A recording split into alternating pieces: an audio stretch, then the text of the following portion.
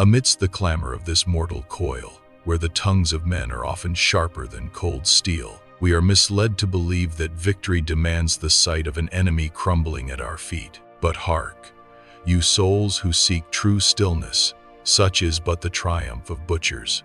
The true victory, the grandest conquest of a sovereign mind, is when the blade remains sheathed, yet the adversary dissolves into the mist, defeated by their own futility. Life is a tragic and magnificent stage, where arrows of envy, wrath, and malice are forever drawn, aimed at the fortress of your spirit. If you unsheathe your sword to strike back, you have already descended into the mire with them. You have allowed the blood of your own peace to be spilled. Today, we speak not of inflicting wounds, but of becoming an unassailable citadel. This is the art of subduing the world through the terrible nobility of Stoicism. The first stratagem, the void of silence. Envision, if you will, a man screaming into the face of a sheer granite cliff. He pours out his venom, his curses, the very dregs of his soul against the cold stone. And how does the mountain reply? It answers with silence, a silence that is towering, eternal, and cruel in its indifference. His screams echo back, striking his own ears, distorted and pathetic. This is the might of absolute silence. When a foe seeks to wound you with words, he starves for a reaction. He requires your indignation to feed the fire of his hatred. If you retaliate, you grant him dominion over your soul. But if you offer silence, not the silence of the fearful, but the silence of the void, you strip him of his purpose. Look upon his bloodshot eyes with a gaze of stone, as though you are looking through him, into the infinite abyss beyond. In that suspended moment, your silence becomes a mirror. He shall see nothing but his own solitude and madness reflected back. There is no punishment more agonizing for the wrathful than to be left alone with the echo of their own emptiness. The second stratagem, the gaze of the observer, the art of dissociation. We suffer because we bind our very identity to the insults cast upon us. But alas, view the event as it truly is, naked and indifferent under the sun. When a tempest tears through the land, do you stand amidst the ruins and curse the wind? No, for that is the nature of the storm. When a wild beast howls in the night, do you howl back? No, for that is the instinct of the beast. Your enemy is no different. You must sever their actions from your soul. When they speak with a forked tongue, perceive it merely as noise from a broken machine, the ravings of a mind consumed by the fever of ignorance. Do not elevate them to the rank of a rival. View them as a natural phenomenon occurring before you. Tell yourself, this man is angry. Never. This man insults me. By detaching yourself from the chaos, you ascend to the high ground of the observer. Looking down upon the folly of men with eyes of cold compassion, you transform the enemy from a threat into a specimen to be studied. And when you refuse to accept the gift of their malice, it dissipates like morning mist. They seek to harm you, but they strike only at your shadow. Your mind is elsewhere, in a sanctuary where the base and the low cannot tread. The third stratagem, the sovereign's pity. We gaze upon our foes and see monsters, giants of malice, who seek to crush our spirits.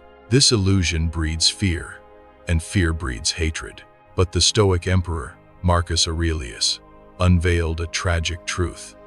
Evil is not a sign of strength, it is a symptom of ignorance. Those who commit wrong do so because they have lost the ability to distinguish between what is noble and what is base. They are not conquerors, they are victims of their own blinded souls. Therefore, do not despise them. To hate them is to grant them a status they do not deserve. Instead, look upon them with the heavy heart of a sovereign watching a wayward child, or a physician tending to a patient consumed by fever. When they lash out, it is merely the delirium of their sickness speaking. Would you bear a grudge against a blind man for stepping upon your foot? Would you rage against the deaf for not heeding your words? Your enemy is blind to the light of virtue. They are deaf to the harmony of reason. Cultivate a disdain, so refined it resembles pity. When you pity them, you place yourself above them. You transform the battlefield into a nursery of lost souls. There is no weapon more disarming than the genuine sorrow you feel for the wretch who tries to harm you. For in that moment, they cease to be a threat and become a tragedy. The fourth stratagem, the inner citadel. The world outside is a realm of tumult, a storm that never ceases. Fortunes rise and fall, reputations bloom and wither, and the tongues of men wage war without end. If you leave your gates open, the chaos will march in and sack the city of your mind. But nature has gifted you a fortress that fire cannot burn and steel cannot pierce. This is your inner citadel. Understand this. You are the gatekeeper of your own consciousness. No one can enter this sacred ground without your permission. The insult hurled at you stops at the outer walls. It waits there, powerless, lifeless, until you and only you decide to lower the drawbridge and let it in. Why would you welcome an assassin into your throne room? When the enemy strikes, visualize your mind as a high tower, surrounded by an impassable moat. Let them besiege the walls. Let them exhaust their arrows against the stone. You sit within, safe in the keep, observing the siege with a detached serenity. Their power ends where your mind begins. As long as you do not surrender the keys of your judgment, they may conquer your body, they may seize your possessions, but they can never, ever touch the sovereign that rules within. The fifth stratagem, weaponized acceptance, Amor Fati.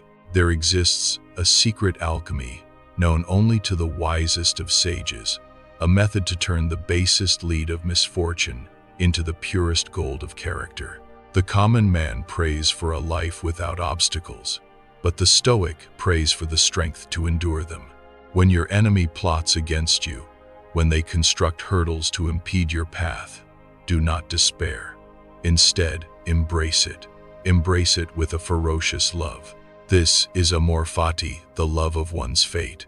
View your adversary not as a villain, but as a sparring partner sent by the gods to sharpen your edge.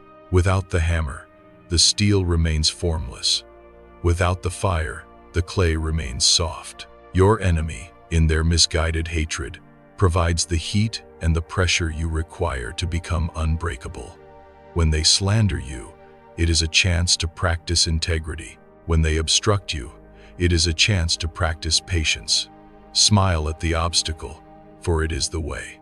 By accepting their malice as a necessary ingredient for your growth, you rob them of their power to harm. You turn their attacks into fuel. They seek to burn you down, but they fail to realize that you are the fire, and they are merely the wood. Thank them, silently, for the lesson they have unwittingly bestowed upon you. The sixth stratagem, the triviality of feuds, memento mori. If the fires of anger still burn within your chest, it is because you have forgotten where you stand in the river of time. Pause and cast your mind forward. Visualize the world a century from now. Look upon the earth 100 years hence. Where are you? Where is this enemy who torments you today? Both of you are gone. Both of you are dust, mingled together in the cold, indifferent earth. The silence of the grave swallows all arguments. The accolades you seek, the vengeance they crave, all of it will be forgotten, erased by the relentless march of time. Alexander the Great and his mule driver are now equals in the ash. Why, then, do you waste a single heartbeat of this fleeting existence on petty squabbles? Why sacrifice your tranquility for a grievance that will perish before your bones have turned to white? To engage in a feud is to forget that you are dying. When you view your enemy through the lens of mortality, their rage appears small, comical, and utterly insignificant. You do not fight them, for you do not fight ghosts. You leave them to their rage, while you turn your face toward the sun, savoring the few precious moments that remain. The seventh stratagem, the vengeance of the virtuous. The heart of man craves retribution. It yearns to see the wicked suffer for their transgressions. But hear this warning. To seek revenge is to drink poison and expect the enemy to die. You cannot destroy a monster by becoming a monster yourself. If you adopt their methods, if you mirror their cruelty and their deceit, then they have already conquered you. They have reshaped you in their own hideous image. The Emperor Marcus Aurelius whispered the ultimate secret of warfare across the ages. The best revenge is not to be like that. Let that be your mantra. If they are treacherous, hold fast to your loyalty. If they are savage, hold fast to your humanity. Your greatest weapon is a life lived well. There is no torment more exquisite for the envious than to watch you flourish. Let your success be the silence that drowns out their noise. Let your character be the light that exposes their shadow.